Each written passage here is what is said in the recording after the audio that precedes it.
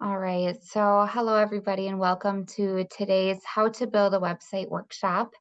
I'm Kelsey Wenzel, the Event and Marketing Coordinator in the Center for Entrepreneurship at Madison College. Just before we get started here, we encourage you to turn cameras on if you feel comfortable, just to have that interaction with Brian throughout. And then we will also be recording today's session as well. And we'll send the recording out to you after if you would like to rewatch it or send it to anybody that might find it beneficial. So I'm excited to introduce Brian Lee, who is one of our entrepreneurs in residence here at Madison College. He is presenting today on the website building workshop. So before we get started too, I just want to make mention of the Entrepreneurship Center and what we have to offer. So we have free resources for any entrepreneurs to take advantage of. We have these workshops we offer throughout the semesters, and then we also have entrepreneurs in residence, or sometimes they're called EIRs, and they offer free coaching for anybody who is interested. So I will drop our website in the chat, and if you're interested in more information, you can take a look there. We also have a form to fill out if you would like to join our email list, as well as set up an appointment with our entrepreneurs in residence. So with that, Brian, I'll hand it off to you to take it from here. And if anybody has any questions, feel free to unmute yourself or add it in the chat, and we'll keep an eye on that and make sure we're getting your questions answered. Thanks, Kelsey, for the intro, and thanks everyone for being here. Again, please don't hesitate to ask questions. This is meant for all of you. I will do my best to keep an eye on the chat during this, but if I do miss it, hopefully Kelsey will help me out, and don't hesitate to, again, interrupt. I'm going to share my screen.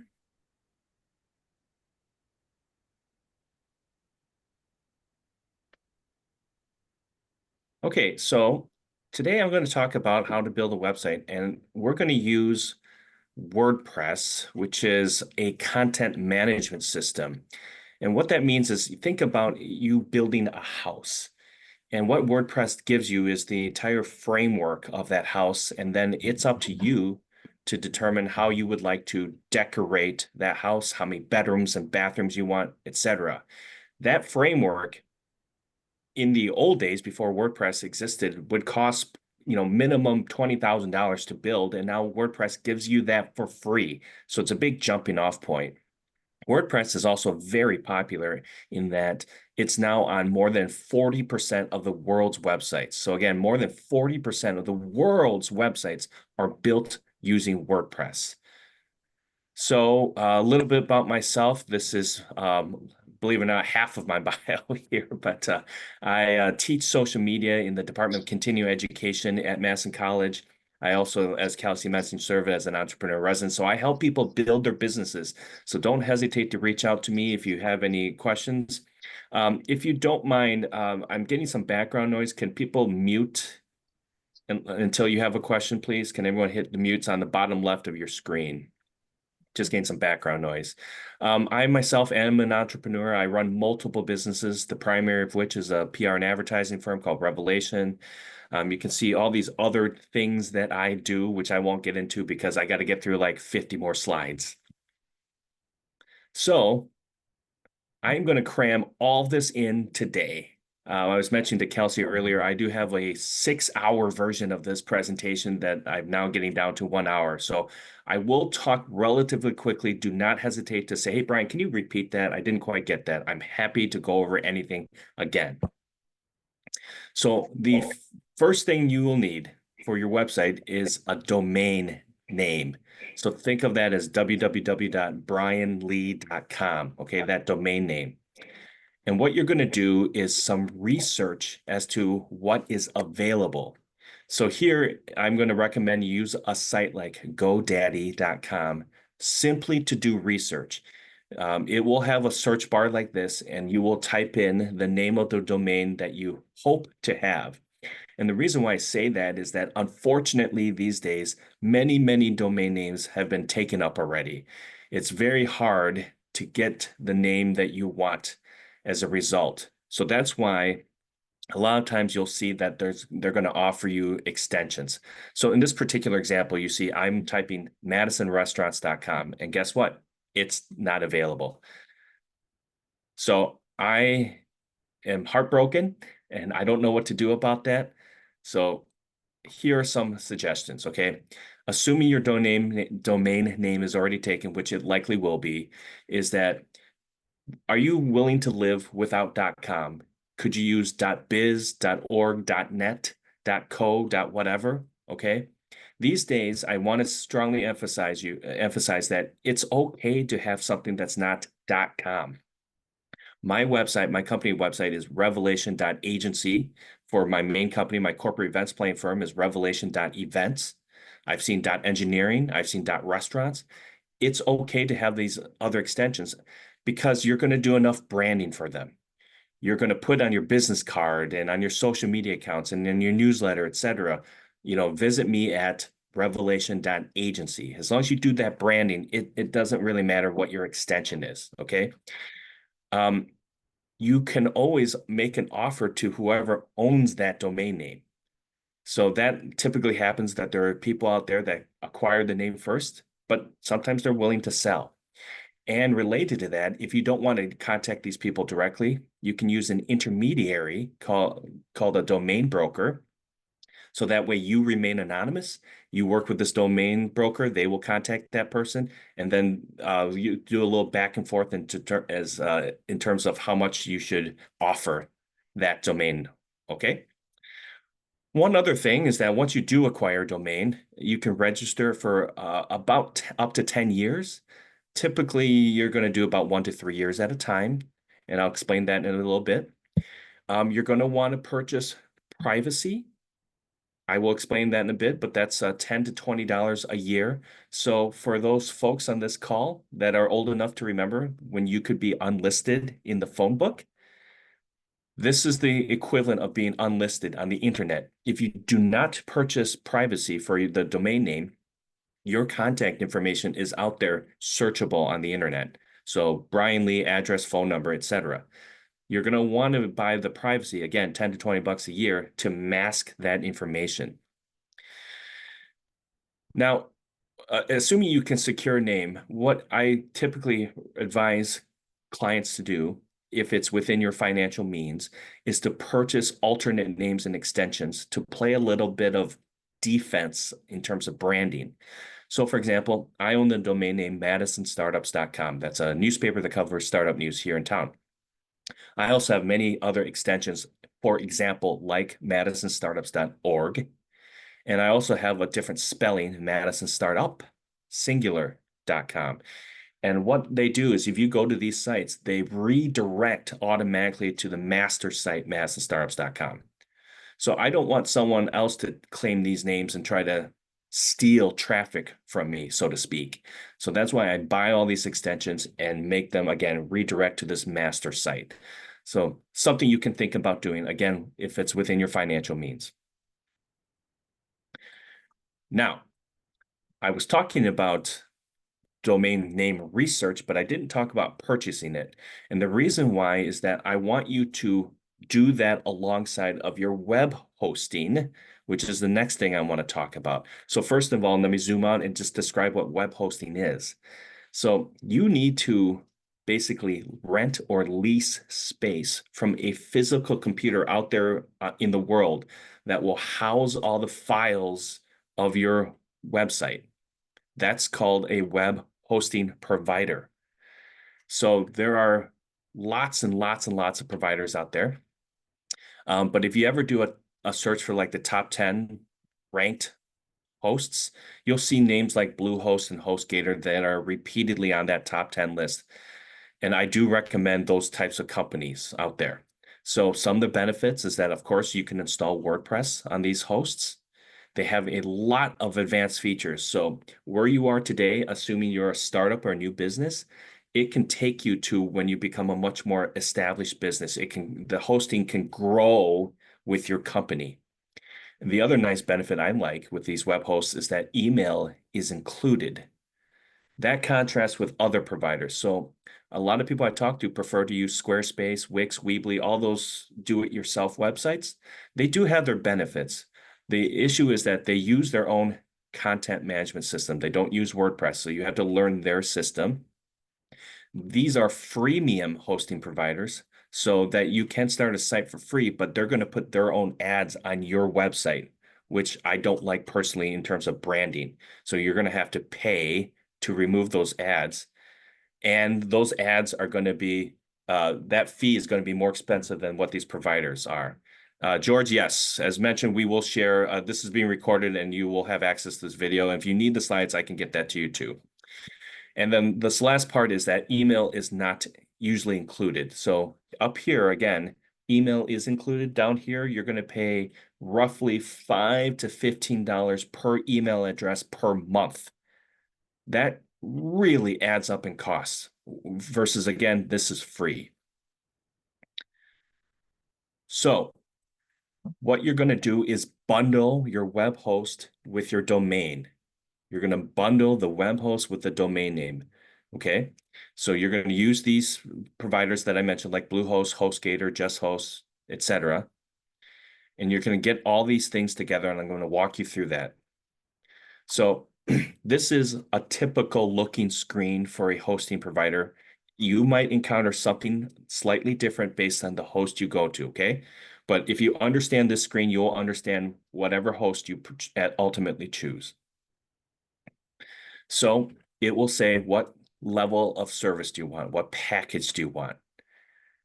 And, typically they want to go with, they want to force you down a path. This is why it says recommended here. And you know what? In this case, that's the one you should go to. I want to show you some of the things down here that you're going to be looking at. Unfortunately, over the past year, almost every hosting provider stopped offering unlimited storage space. Now, as you can see, well, or maybe you can't see, they have reduced that number. So for this package here, this is 40 gigabytes, which I do think is enough space. If you're not hosting a ton of photos and video content, that should be plenty of space for you. And because these are the same price, Plus and Choice Plus, you might as well go with Choice Plus because you get some more features with it, okay? So again, you're going to want to make a comparison in terms of what you need. Typically with these new businesses I work with, Pro is probably too much, and even basic is probably too little. So you want to go with something in the middle. I'm seeing some questions here. SiteGround. Yeah, thanks for that question. So again, I recommend that you just do a Google search for top 10 hosting providers, and it'll give you a list. There's always some third parties company that ranks all the hosting providers, and they're all very similar. 1, 2, 3, 4, 5 usually they just switch places. So take a look at that list. You'll see why they are ranked as highly as they are for in terms of like customer service, price, etc. Your question here, Petra, about domain name. So I do get this a lot, which is that I already purchased a domain name somewhere else, and now you're telling me, Brian, that I should move it to this host. Well, there's a few things you can do. And that's this next slide, Petra. So thank you for asking that. So if you are purchasing that domain name for the first time, you haven't purchased it, you found out it's available on this screen. So here you're going to choose the package you want. So I hit select and you go to this screen. You're going to type in that domain name right here. Okay. If you are purchasing a domain name for the first time, you know it's available because you just did that research. You type it in here. If you purchased a domain somewhere else, you can type it in on this screen, okay? And so then at this point, you're not going to be purchasing hosting through this.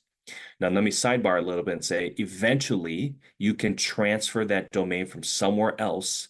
Let's say you bought it through Google or GoDaddy or Squarespace or wherever. You can transfer that domain name into this main hosting package, okay? That's a little bit beyond today's presentation, but I just want to let you know that is possible, and it's just a few steps you need to take. So either you have a new domain name or have an existing domain name, you type it in, hit next, and then you are going to face a choice in terms of packages. So I want to show you two different versions of this. You may see something else when you purchase your host. I just want to show you what they can look like. So on this side on the left here, the first thing you want to do is choose the length of your contract. The discount applies the most if you can do a 36-month contract. If you choose a 12-month contract, for example, the price per month goes up. It's probably like $10 to $12 per month instead of $7.45 a month. So the caveat is that you have to pay for this all up front. So this is again dependent on your financial circumstances. If you can afford to pay the 36-month fee, which as you can see here is $268 right away. They are going to try to add on a lot of stuff. You should not check any of these boxes. So again, you do not need any of these add-ons yourself, okay? These are things that are completely unnecessary. Plus, I'm going to teach you how to do all these things on your own anyway. So uncheck everything, and as you can see here, the total price is $268.20. Over here on the right, this is another version of the same screen. I chose 3 years. You can see what I get included with it. $268.20, right? Over here it says, do I want professional email with 3 free months? No, I do not. Even though it says $0, I'm going to hit that trash can right there. I do not want it because after 3 months, they're going to start charging me $7.47 to set up email. And I'm about to show you how to do that yourself for free. Okay. So once you do that, you're going to continue to check out. Then the next step is you're going to enter your billing address, enter a credit card, and you're done. You have now purchased web hosting and or a domain name. So are we good there? Anyone have questions? Okay. So once you have purchased your hosting package, you're going to need to install WordPress. Nowadays, a lot of these hosts will just do it automatically for you. They assume you're going to build a WordPress site, but just in case you pick a hosting provider that does not do that, once you are logged into your account, you will see some kind of link somewhere that says WordPress. You click it, click install, and then you're done. That is it. It's just automatic for you that you click a button for install. So you don't need to do any kind of coding, anything like that. You don't need to hire anyone to install it because these days it's either the host does it for you or you just click one button, which is install. This whole process should take about 20 seconds. Okay. Now, before we talk about building your website, I want to help you all out and talk about how to set up your own email accounts. Over the last 10 years or so, I see a lot of entrepreneurs, they have their website, but their email address is brianlee@gmail.com or hotmail.com or msn.com.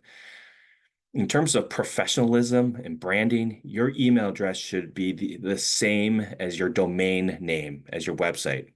Okay, so let's talk about how to set up your email accounts. You're going to log into something called your control panel. This is the back end of your host that coordinates everything about your website. So there's several ways to log in to your control panel. One, go back to your host and just log into your account.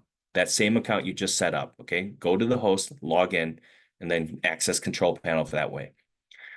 Or some of your websites out there will actually have a secret link that was installed without you knowing. It'll be, whatever your domain name is, /cpanel. And if you type that in, it'll redirect you to your control panel and you have to log in once again.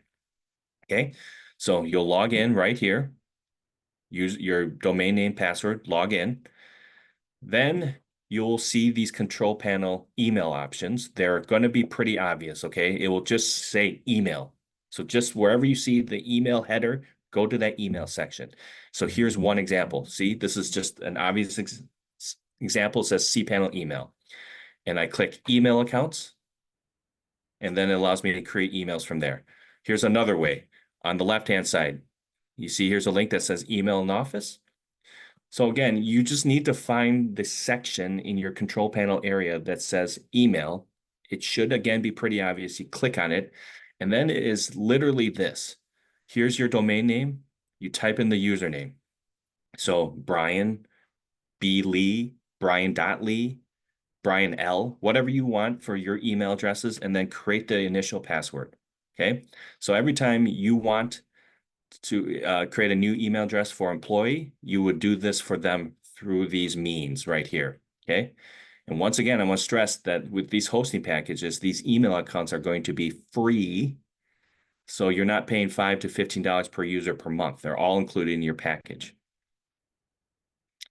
After you've created that email address, again, that was literally it, username, password, and then hit done. How do you access that email? So let me walk you through a couple steps. Once again, you can log into your email through the host. This is a much more cumbersome process because this is really, again, controlling the back end of your website. But for an extreme way of doing it, you can.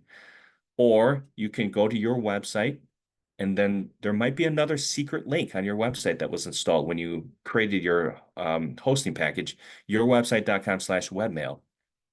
And that will take you to this login screen. So it's a handy way if you're ever in a public space like a library or co-working space or wherever, and you don't have your smart device and need to get to your email, you can probably go in this way, www.brianlee.com/webmail, and then type in your username and password. Once you are logged in here, let me show you what you can do with that. One, you can set up mail forwarding. So let's say you create a info at account, info at brianlee.com. You don't want to have to log into a second email address. You can have that email forwarded to your real email account, brian@brianlee.com. Okay. You can set up your autoresponder. So I'm going to be on vacation for the next week. So it will automatically say, hi, thanks for your email. I'm not checking my email from October 14th through 18th. I will respond when I get back. You can set up your autoresponder there. And lastly, you can get the information you need to access your email using a third-party client or app like Outlook. So these days, your devices should do this for you automatically. I just did this with Outlook the other day to test this again. So I know a lot of you probably are familiar with Microsoft Office, so Word, Excel, PowerPoint, and Outlook. When you go to Outlook and you create a new email address, when you type in your username and password, it typically will figure out all your settings for you. If not, if you're using some kind of app that does not automatically figure this out, you can get this from your host provider. It will tell you what the incoming server information is and the outgoing server information. Those are the two pieces of information you need from the back end, your incoming server and your outgoing server, okay? And it will usually be mail.yourdomainname.com or dot whatever extension. So mail.brianlee.com. It's usually that. Now, sorry, this is very technical. One last technical thing I want to talk to you all about is IMAP versus POP3, okay? You have a choice, as you can see on your server. Do you want IMAP or POP3? And those port numbers are different. Here's why. If you are the type of person that likes to have your email synchronized across all your devices, for example, you delete an email from your phone, that email is then deleted from your computer, your work computer, your home computer, and your tablet. It's synced across all devices that way. Use IMAP. If you are the type of person that likes to localize your email to each device, so if I delete my email from my phone, I still have a copy of that email on my home computer, my work computer, my tablet, etc. Use POP3. That is a matter of personal preference. For me, I use IMAP. Once I delete an email, I want that deleted everywhere. Okay, so IMAP, sync across all devices, POP3, localized to each device. So let me just back up and walk you through all this one last time, is that once you set up these email accounts, you can go in, log in through the back end, okay, your website.com/webmail or through your hosting provider. And then you can do these things like mail forwarding, autoresponder, and getting the information you need to access your email on your phone, Outlook, whatever other device you choose, okay? Now we're going to move on to building a website unless anyone has questions about email. So I do understand doing all these things myself, why the appeal of using a Gmail account or Hotmail account or MSN, whatever it is. But as you grow your business, again, it's going to be important that you use an email address with your domain name in it. And I want to show you how to do all these things so you don't have to hire someone and pay them several $100s to do something that you can do in under 5 minutes yourself. Now, let's talk about building your website and how to log in. Okay. So this is the administrative login. You are the administrator of your host. Two ways. Again, you're going to log into your control panel, either through the host itself or a potential secret link you have on your site. Type in the domain name, your password that you set up when you purchase the hosting package. That is one way. The more likely way, I'm sorry, one more step here. So if you went this way, you come to this page in your hosting dashboard, and you can see right here, you'll have a link somewhere that says edit site. Okay. This is how you access the back end of your site by going through the hosting, by going through your web host. This is a little bit cumbersome. It's a lot more steps that you need to take. I just want to show you in case of an emergency, you can go this way. Let me show you the better way.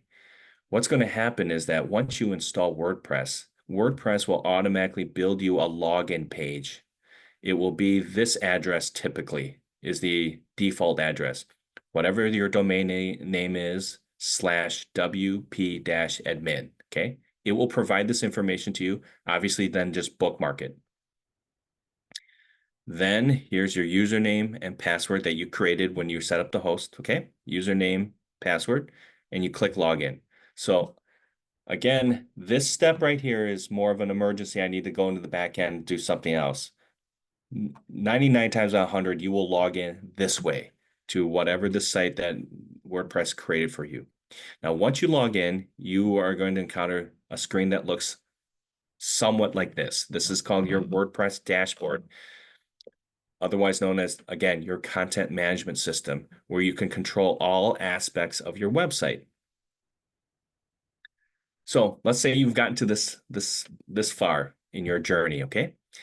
The first thing you're going to want to do is install a theme to your website. This is the look and feel of your website. So from your dashboard on the left-hand side, go to Appearance, Themes, Appearance, Themes, okay? Appearance, Themes. And then you are going to type in some kind of search parameter. For example, you are a realtor. Okay, and you want to have a real estate looking website. So you type in real estate and it will show you websites that are meant for realtors out there. Or I'm a magazine. I want to start a magazine. Type in the word magazine. And it'll give you themes that look like magazines. Maybe you like the color blue. So type in blue and you will get blue.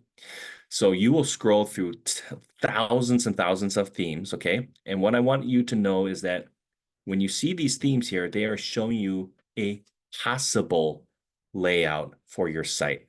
It doesn't have to be the layout. It is a possible layout. So this one up here, for example, it's got a big image here, followed by these 3 buttons. You don't have to have this big image. This could be a video, for example. You can just have 1 or 2 buttons instead of 3. So everything is customizable within these sites. So once you find one you like, you click Install Now, and it will install it onto your web host. Then this button will change into the word Activate, and you click Activate, and now your theme is live. Now, once you click Activate, your site is not automatically going to look like this because you got to fill in these features, right? You're going to need to fill in an image and icons and text. So don't be surprised when you don't see this right away, because again, you need to fill that out with the appropriate graphics and text and links and so forth. One thing I need you to pay attention to for your website theme is that make sure somewhere in the description you see the word responsive. Now, these days, fortunately, almost every theme is responsive, okay? What responsive means is that your website will adjust itself according to the browser size. So as you can see here, this is a desktop for the Boston Globe. It's got 3 columns, but then when I open it on my tablet, it shrinks itself to 2 columns, and then on the smartphone down here, it shrinks itself to 1 column. So it resizes itself automatically. That is called responsive. Unfortunately, I can't remember which one it is. Is it Wix or Squarespace? One of those sites does not automatically make their sites responsive. You have to create a whole separate mobile site for that, which is a pain. It's a time waster to have to create a duplicate site. We have inherited clients' sites when they're on whatever it is. I think it's Squarespace that we're like, oh, great. Now we have to build a second site. Within WordPress, just find one that's responsive and it does that automatically for you. Okay. So a responsive site is going to be mobile friendly, but a mobile friendly site is not necessarily going to be responsive. The other thing about themes is that these days, many themes are going to be freemium, meaning that you can install the theme for free and use it, but it's going to be easier to make modifications to that theme if you pay for it. Okay. So for example, this theme here, just a random one, costs $29 one time. Okay. Which is not that expensive. Some themes are much more expensive or have recurring costs. But if you buy it, it allows you to do a lot more things like change the number of slides, okay, from 3 to 10. It allows you to change out some of the default fonts, okay? So let me explain a little bit more about this. On the free version of it, yes, it is more difficult to make these changes, but it is not impossible. Yes, you can, of course, change the fonts. You just have to know how to put a slightly different line of code in. Yes, you can change the number of widgets, but again, it takes just a little bit line of code. So assuming you don't want to deal with that, and I completely understand, just pay for the theme. Okay. $29 is pretty nominal. Some we've seen are, $200 one-time cost, but those are much more advanced sites. So let me tell you about how to customize your theme. Under Appearance, this is back to your dashboard. You go to Appearance, you click on Customize, and then it takes you into an area of your theme that allows you to change things like the colors, homepage settings, etc. Down here, you see this line that says additional CSS. This is where you could stick in those little lines of code, like I said, and change things if you know how to code, okay? So again, customize, appearance customize, that's how you get to change some of the looks of your theme. Sometimes your theme will have its own built-in customization area.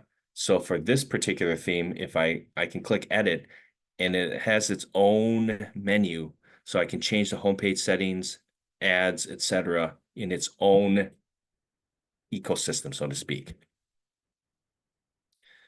So once again, if you want to customize your theme, and you likely will, you go to Appearance, Customize, and then there will be options here. And then some themes will have additional options.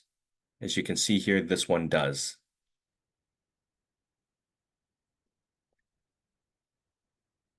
Now let's talk about how to build pages. On the left-hand side of your dashboard, you're going to go to Pages, Add New Page. Here, you're going to type in the title of your page, Home, About, Contact, right? That's the name of your web page there. And down here, you're going to fill in the content, the text, video, images, links, etc. Now, what I am showing you here is something called Classic Editor. Okay, Classic Editor. As you can see, it's meant to look like a Microsoft Word document, right? I can bold, I can italicize, I can bullet point, I can number, I can left justify, I can right justify, right? I can do all those things to manipulate the look of my text. And when I want to add a photo or video or whatever, I click this button here that says Add Media, I click it, and then I can select a photo from my computer and stick it on this page. I want you to note that your layout here will look different than mine. This includes a lot of things I've added to this WordPress installation, okay? Yours will look different from mine. Now, the reason why I bring up Classic Editor is because I like Classic Editor. A lot of people like it because it's a lot easier to use. And the reason why it's called Classic Editor is because WordPress replaced it with something called Gutenberg. Gutenberg looks like this. If you want to add an element, you go up here to the top left of your screen, you click the plus button, and then you get a block. So the block can contain text, it can contain a heading, it can contain an image. Okay. It's not super fun to play with. Again, this is your default editor, Gutenberg, where you do blocks. I don't like it, and that's why I have installed Classic Editor, so I get this instead. But maybe you don't want to use either of those to build your pages. That's okay. So I understand the appeal of sites like Squarespace, Wix, and Weebly, etc., because they have drag and drop editors. You just drag something you want and move it to the screen. Well, guess what? WordPress has plenty of those. So just two examples. One of the most popular drag and drop editors out there is called Elementor. Elementor is, of course, freemium, but the free version is pretty powerful. As you can see here on the side, you get blocks like text, image, etc., and you just drag them over to where you want them. These, as you can see here, this is a row of content. It's called a content block. And you create a content block and then drag these elements into the block. Here's another one, Themify, also a popular one. Same thing, these are content blocks, and then you drag the element you want into these blocks. This is exact same. These two are meant to be the exact same as the Squarespace, Wix, and Weebly sites of the world. So what are these things called that I'm talking about? These drag and drop editors. They're called plugins. So one of the other wonderful benefits of WordPress is that there are plugins to do basically every kind of thing you need to get done on a website. Okay. So I need a contact form. I don't know how to code a contact form. Well, guess what? Someone did that for you. And it's free. Okay. So you go to plugins. Madeline, I do see your question. I'll get to it in a second.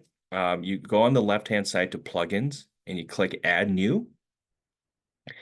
And then here you type in the search form, what kind of plugin you're looking for. And I'll give you some examples in a second. Once you find the plugin you like, you're going to click install now.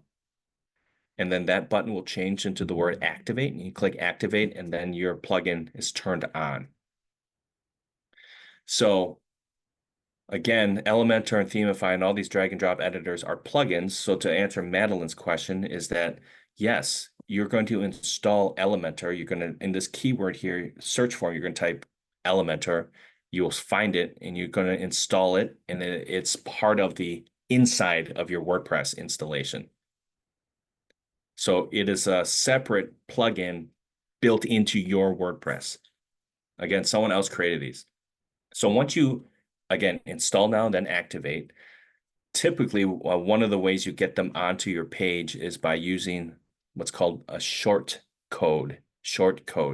So here I'm using Ninja Forms to create contact forms.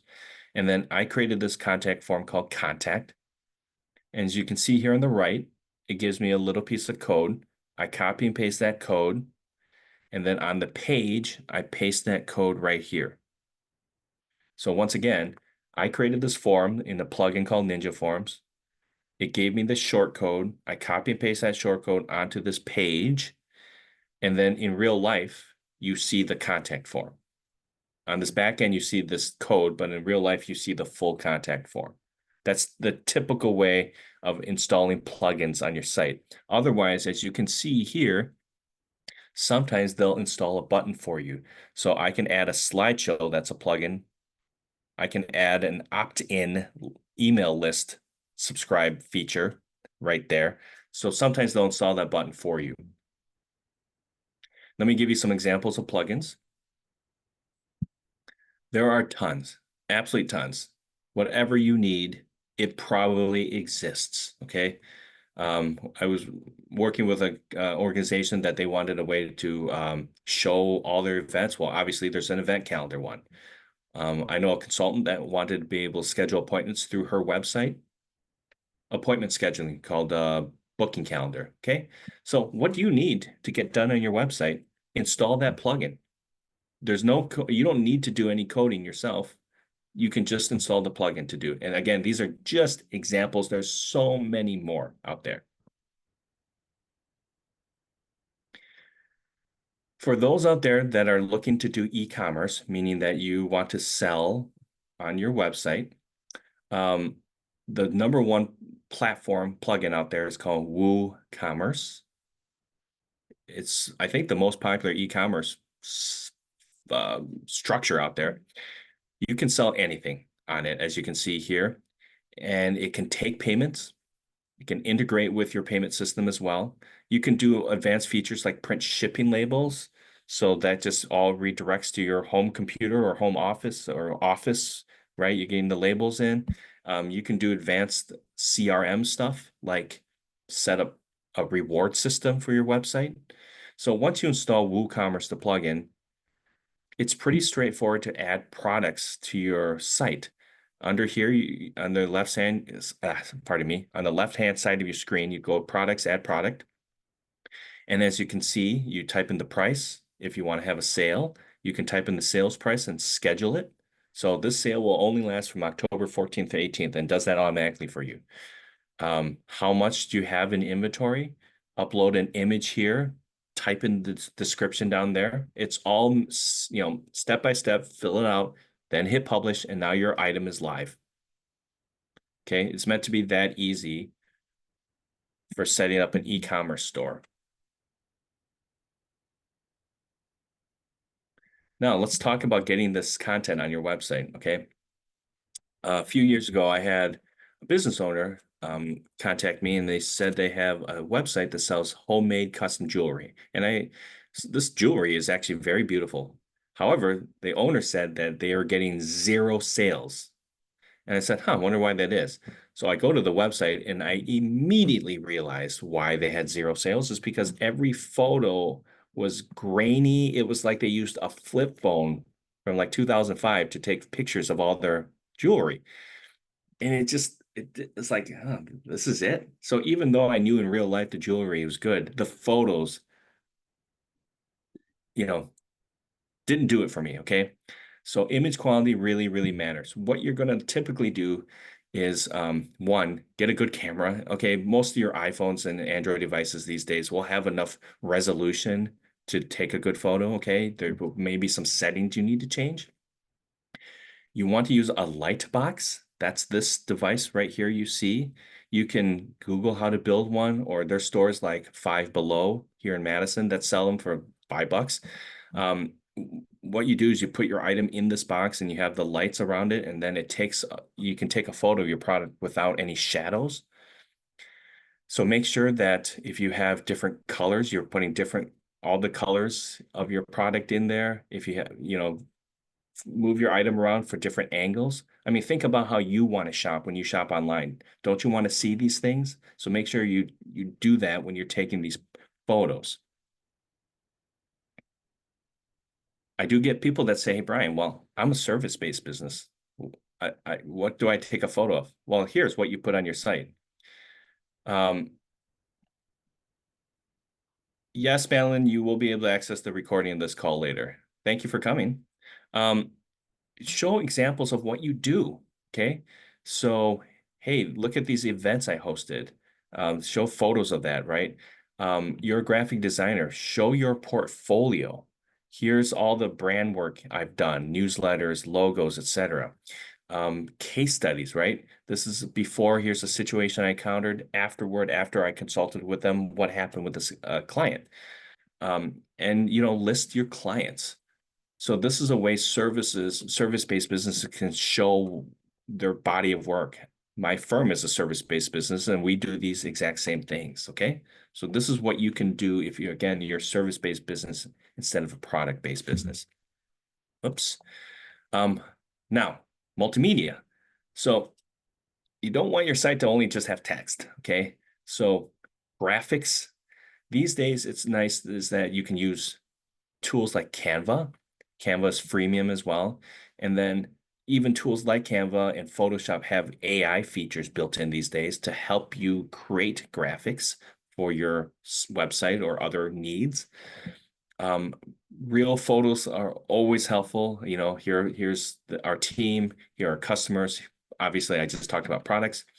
If you are desperate for images that you cannot create yourself, use royalty-free images, okay? These are known as stock images, but these are the ones that you don't have to pay for.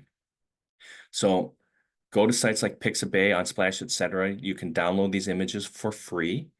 I want you to know that an image that's uploaded to any website is automatically copyrighted, okay? So if you see an image you like from another website, you may not download it and use it on your own because it is automatically copyrighted. You have to use these providers that give you royalty-free images, okay? Videos.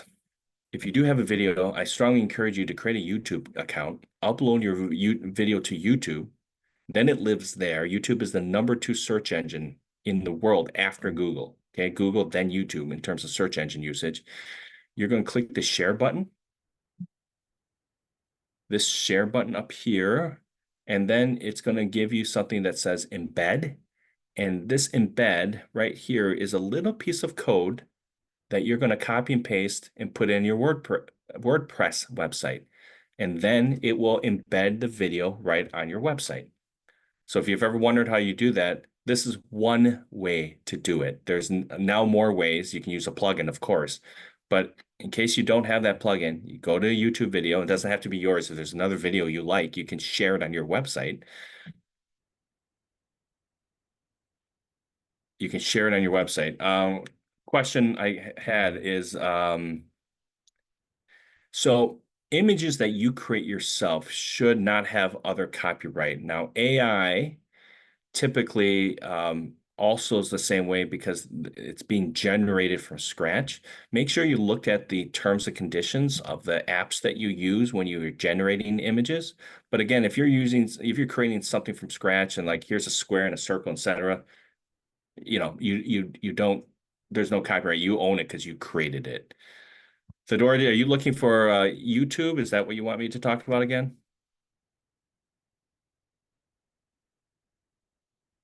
So if you want to take a YouTube video and put it on your website, go load that video on YouTube first, click the share button. And when you click the share button, it will offer you the embed code, EMBED, the embed code. So that code shows up, copy and paste this code, and then you can stick it in your WordPress site. And then that's how the video appears on your website.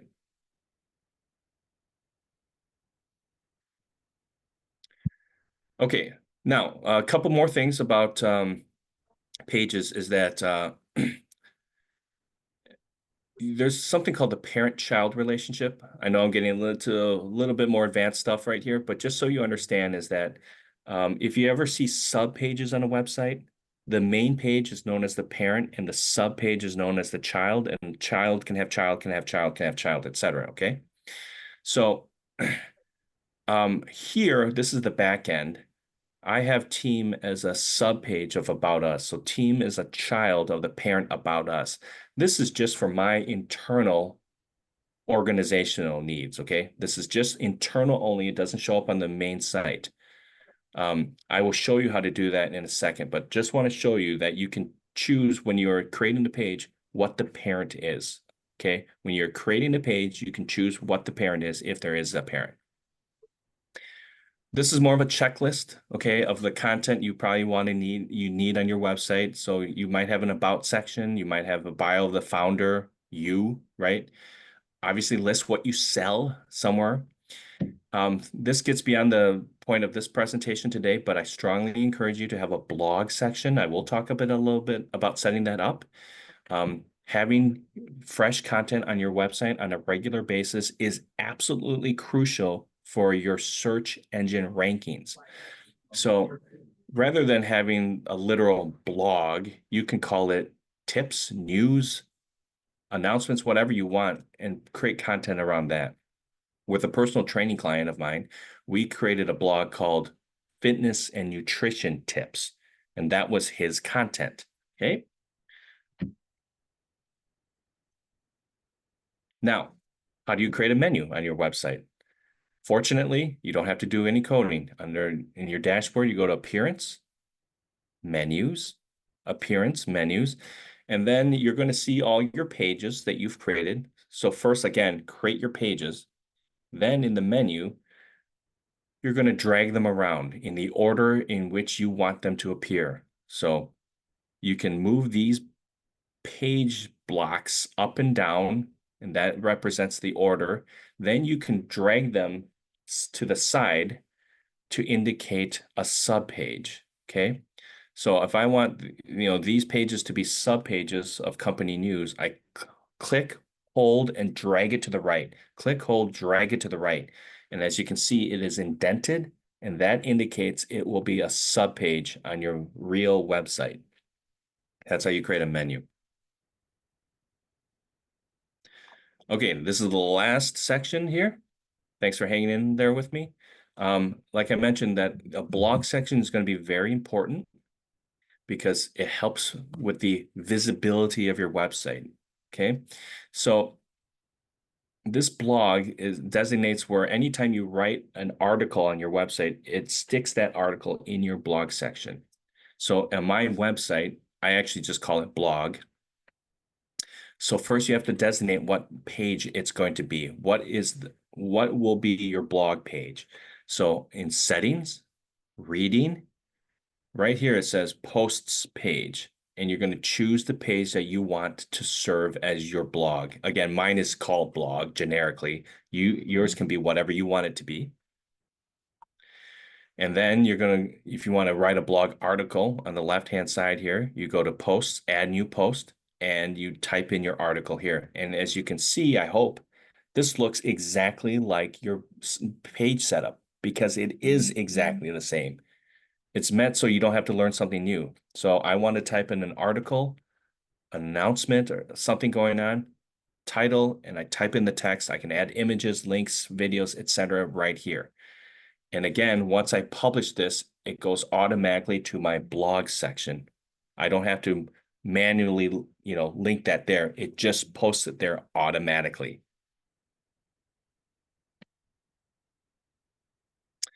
Just some nuances here when you're creating your blog post, and this also affects your pages too. In this little box here, you're going to see something called paragraph. That's going to be your normal text, okay? So when you're typing just your normal body text, use paragraph. H1, heading 1 is a page title. You likely won't use it because your page title will appear on that page automatically. But if not, you would use H1. Subsections on your pages will use H2, heading 2, and subsections will use H3, etc., all the way down. Just a couple quick more nuances. I think this is my second to last slide. You can save along the way, so you don't have to finish your whole blog post right away. You can click Save Draft. You can also, of course, preview it. And then what I really like too is you can do a couple things. You can backdate. So, whoops, I forgot to post something back in September 15th. Well, I can just change the date right here and make it look like I published it on September 15th. Very nice. And I can also schedule. So I'm trying to work ahead, and I want this blog post to appear on November 1st. I just changed this date to November 1st, and then it will publish it for me on November 1st. Last slide, categories and tags. These are ways of sorting your blog articles, okay? So category obviously is what it's defined as. What is the category of this article you're writing? Usually you're going to have maybe about 4 to 5 on your website. So let's say I'm running a dining review site. My categories could be the types of restaurants out there. So diner, coffee shop, pizza place, pub, etc. And then the tag is going to be the subject of the article you're writing. So see, my category was diners. The tag is Denny's. Category coffee shops. Tag is Starbucks. Category pizza places. Tag is Domino's. Right? Does that make sense? Because then I can also write about other coffee shops, other pizza places as examples. And in your post itself, you'll see this is where you can create categories or choose them. Here's where you can create tags or choose them. Okay. I just wrapped up a lot of stuff in a very short amount of time. I appreciate everyone here. You will get a copy of this recording and so forth, but I will stick around right now to answer anyone's questions. I'm happy to go back to any slide you want.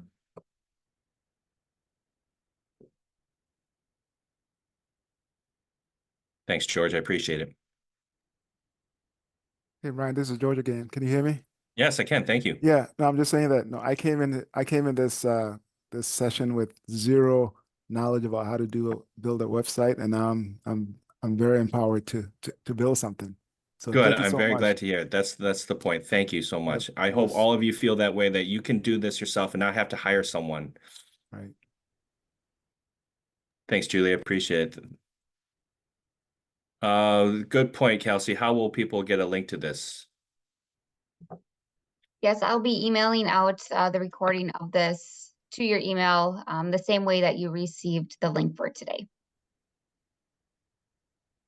And I'll also include Brian's contact information there too. So if you want to reach out to him, his contact information will be on there.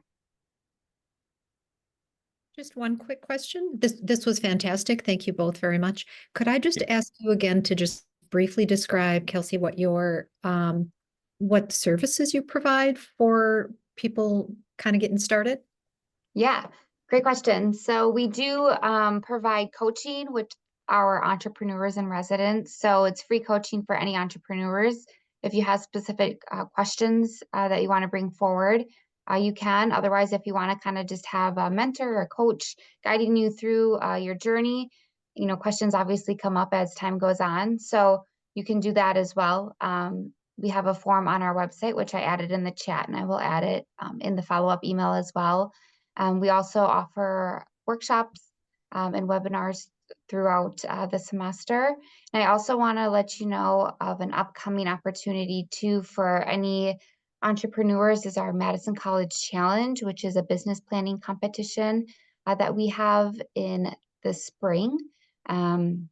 I will be sending out more information in an email to everybody on this call as well in the next couple of weeks about it. But it's you send in an executive summary of your business for an opportunity to win a cash prize, going through different phases of pitching your business and then boot camps and different things like that. So I'll be sending more information out about that as details are worked out. And that is for Madison College students only.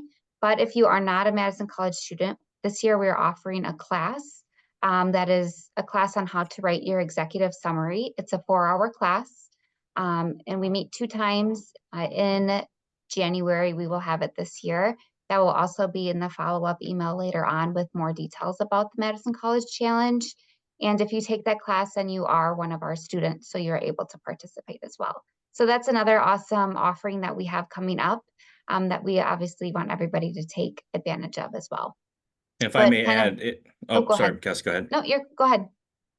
Very sorry to interrupt. I just want to No, give you're you, it's a very broad set of consulting that we do. I've helped people form corporations. I've helped people do market research. I've helped people figure out financing. I've helped people figure out how to import their products from another country. So all aspects of the business, no matter where you are, typically we're helping people from like idea on the napkin to like we're getting off the ground. But more advanced than that, of course, we can certainly help. And then we are well connected to other entities within the state. So we can always say, well, that's beyond what we can do, but this person will help you do this.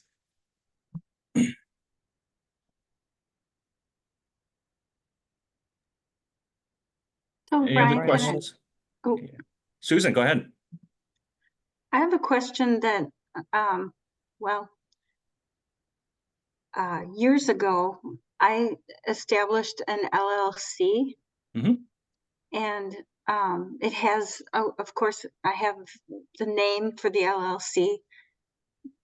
Does that entitle me at all to a name for a domain? Great question. So Susan's question was that she registered a LLC, a limited liability company. I'm just making this up, Brian Lee LLC. And her question is now, does that entitle me to own, get the domain name brianlee.com? And unfortunately, it does not. That is still a separate thing from the registration of your company to get the registration of a domain name. Two completely different things, but excellent question.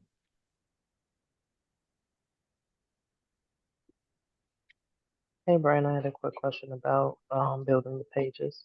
Yeah, And you were talking about the Ninja forms, or I the guess you're plugins. just giving an example of the Yep, contacts on the WordPress Ninja forms.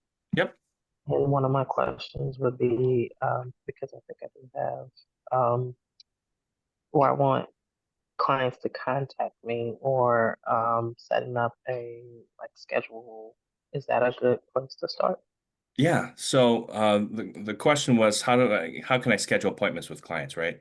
So you're going to need to use what's called a plugin. And there's a couple plugins you can do, and it's basically your personal preference. One, you could do a contact form. Like, hey, you want to have schedule an appointment with me, fill out this form, I'll get back to you, right? So I'm sure most of us on this website, if not this call, if not all of us, know what a contact form looks like. Fill out your name, email, phone number, message, right? Hit submit. So you can do it that way. And then also, as you can see here, there are also plugins like appointment scheduling. So what you can do is when you are looking for plugins, just type in the word appointment and see what you get, and take a look at them, each of them, to see which you like, which interface you like the best. And based on the one you like the best, install that plugin. Is there a fee that's associated with things like the Yep. booking calendar? Yep. So great question too. Are there fees for these plugins? So they will tell you upfront if there is a fee. Most plugins are going to be free or freemium. So free meaning that there's never going to be a charge. Freemium meaning that it's free right now, but if you want more advanced features, you will need to pay. But for the most part, I've been very happy with the fact that you can get the things done you need to get done with the free version of these plugins.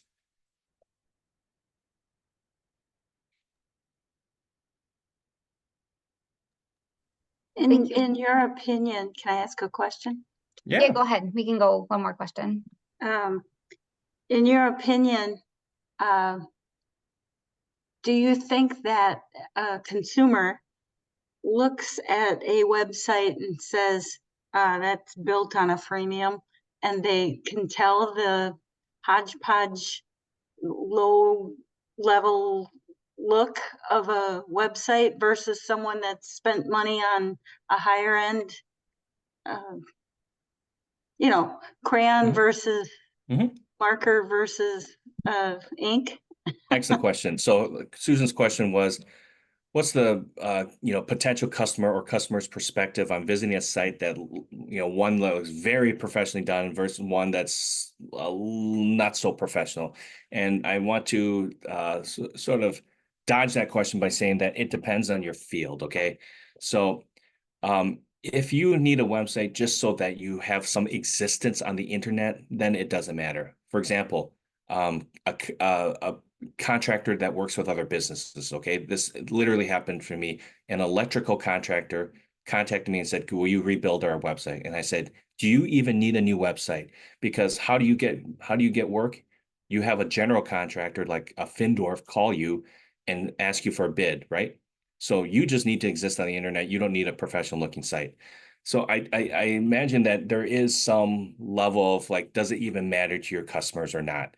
But fortunately, for the most part, these themes that you install are so good that you can build a pretty good website with having zero graphic skills. And I see this all the time. I'm like, wow, you did a pretty good site. And I know you have no graphic design background. Again, these elements like the drag and drop things, you can build a pretty good looking site. And again, there's templates out there within these plugins that allow you to build a good site. I know we are past one, so thank you so much. If you have further questions, just send me an email. I will be absolutely happy to answer them right away. Thank you so much, Brian, and thank you everybody for joining us for today. I'll send out the recording of this and some follow-up information shortly here once it's uploaded. Thank you Thank so you. much. Bye. Thank you. Take care. Bye. Thank you.